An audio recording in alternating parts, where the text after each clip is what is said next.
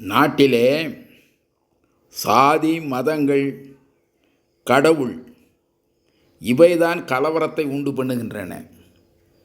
ஒருவன் அல்லது ஒருத்தி நான் எந்த சாதி, எந்த மதம் என்று நினைக்காது இருந்தால்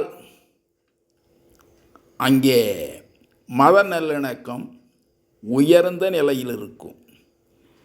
நான் இந்த சாதி, இந்த மதம் என்று சொன்னால் அது கலவரத்திலும் பிரிவினையில் தான் முடியும்.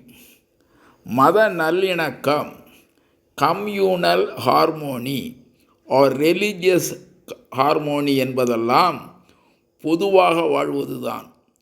நாம் என்ன சாதி, என்ன மதம் அதை நாம் வீட்டுக்குள் வைத்திருக்க வேண்டும், வெளியில் கொண்டு வரக்கூடாது. கடவுளை வெளியிலே வந்து கும்பிடக்கூடாது. வீட்டிலே கும்பிட்டால் யாருக்கும் கெடுதல் இல்லை.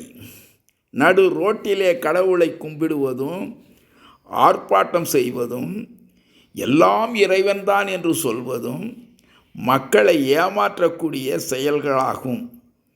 இதுதான் அறிஞர்கள் சொன்னது. ஆகையால் கடவுள் பக்தியும் நமக்கு வேண்டாம், சாதி வெறியும் வேண்டாம், மத வெறியும் வேண்டாம். நாம் மனிதனாக இருப்போம். மத நல்லிணக்கத்தை